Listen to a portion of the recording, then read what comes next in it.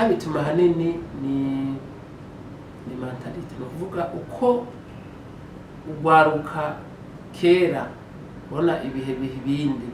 Kera wararonka urupapuro rw'umutsindo uvuye hanze ugasanga hariho imodoka n'inzu bikurindiriye, uhejeje amashuri ya kaminuza ubonye ukacironka akazi. Ubu rero turi mu bindi bihe, mu kindi kiringo.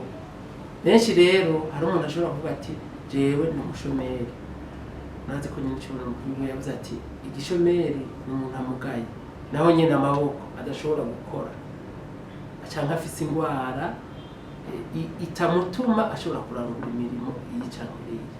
Mugabo nta muntu yoba afise urupapuro rw'umutsindo aca yicara kwirigara ngo ari imbere y'akazi, kuko murazi neza yuko hajya abasokuru bari bakomeye cyane. Ahanini ugwaruka rwinshi rwavukiye ruguru, si mu bisagara turavye ubundi bumeze. Rero murazi yuko umuntu ateza gutandukanya ubwenge n'ubumenyi, kwiga n'ikintu duhabwa n'Imana. Rero abatuvyaye abasokuru bafite ubwenge bwinshi.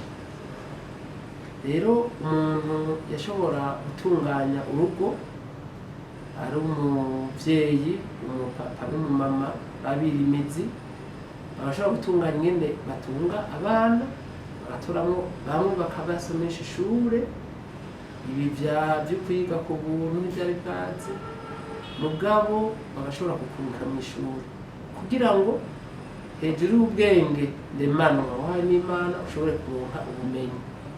Biratangaje rero ico usubira ruguru nyene ufise impamya bushobozi ya kaminuza, ukaca usubira kuri ca gitanda ca kirambi bafungura vya bindi, ukabwira umuvyeyi wawe yuko atakazi ufise, kandi yakurungitse kugira uronke ubumenyi, ahubwo nabo bisununure.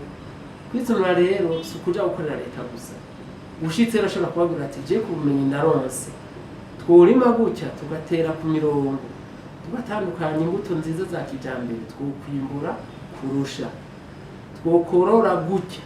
Nimba yari umuntu umunyeshuri aje kaminuza yava mu mugamba ati burya inka nyinshi atamata zikamwa mu ruhombo, twozigurisha tugakora ngo zitatu nziza, tworonka amaritiro y'amata angana gutya, tworonka umwimbu ungana gutya. Ivyo nivyo rero duhamagarira ugwaruka guhindura ingendo, kugira ngo ntihagire umuntu yibaza yuko gukora akazi ari ugukorera abenegihugu, no kuvuga gukora kuba umufonctionnaire. Ivyo tuza kubihindura.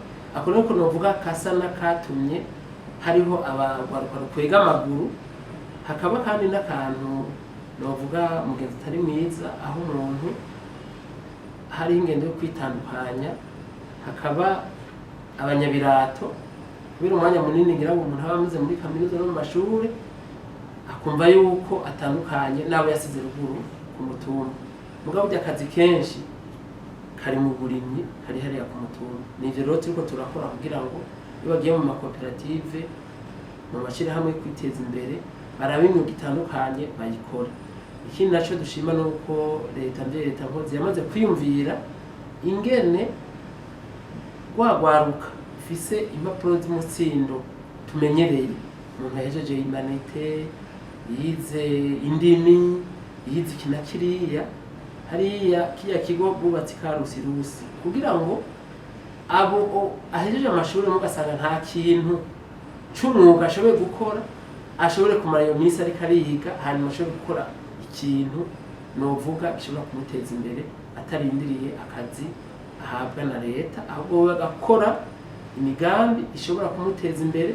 Waba afise akazi mugabo akongera akagaha bene wabo bashiki babo, batarinze kurindira ubuzi twovuga bo muri ubuzi bwa leta.